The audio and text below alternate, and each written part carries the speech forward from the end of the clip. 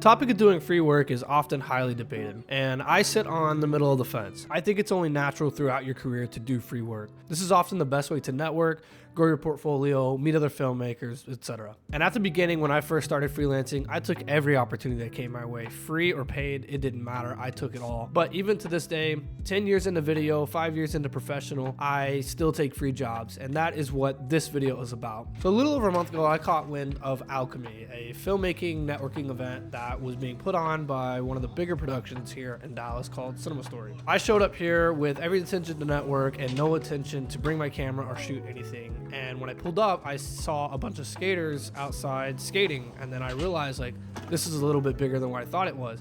They had live music, they had free food, drinks, and there was quite a few people, as you can see in these clips out here. Luckily for me, I happened to have my camera in the back seat, and I brought it out and decided to come out here and shoot. One thing that was really cool about this event is because most people had their cameras in their hand, it really was like a natural icebreaker. It was so easy to talk to other people, ask them about their cameras, what they shot, everything like that. And after the event, of course, I went home and I put together an edit, and this edit actually caught the attention of the people over at Cinema Story. And it goes like this.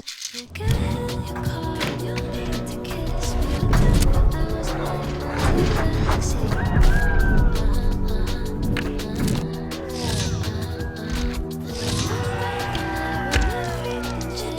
Now, this was my intention whenever I was deciding to shoot and edit this. I was hoping that by posting this, tagging them, that they would see it and that this would be the best business card I could ever possibly give out.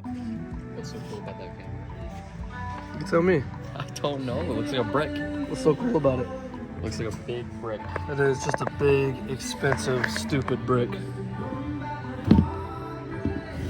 Fast forward about a week later, and I get a DM from both of the owners of the company reaching out to set up a meeting with me to hop on a call and just kind of discuss, you know, what I do, who I am, everything like that. And it ended up leading to this opportunity. Now, this is a unpaid free opportunity. I want to stress that. But what's important is that this is a massive deal for me. One, I get to have on-set experience. I get to work with people who actually have job titles like the gaffer, the director, the DP, PAs, everything like that. And my job here was to shoot the BTS video. I was all over this. This was a no-brainer for me. This was also exciting because they're shooting on new technology. They're testing out the volumetric wall here at this studio that we're at. So everybody here is working for free. Cinema Story is shooting a video for free for the studio. The studio is getting a free video for advertising, and all of us here on this set are shooting this for free just to be a part of something really cool. So when I say I do free work, a lot of the times it has to be to the level of this. Something that seems like very valuable to me, seems like a great opportunity to learn something, or just to be a part of something brand new in the filmmaking scene. But one thing I want to stress is even when I take on a free job, I take that on as a responsibility. I don't take it on as like, well, they're not paying me, so I'm not going to try that hard. I come out here with my FX6. I plan to shoot exactly how I would if I was being paid, and I plan to work just as hard as if I was being paid. At one point, they realized they wanted audio recorded, but they did not bring an audio guy or anything like that. So I obviously jumped on the moment as fast as I could. I had my XLR mic, I had my FX6, and so basically I made a makeshift boom pole. This was version 1. This is my prototype. It's just a tripod that I gaff tape to it, and then I'm gonna just route it into my FX6, record straight into there, and then give them the audio out of that. So, but then version 2, we decided to move on to this clamp, and I forget what that clamp head's called.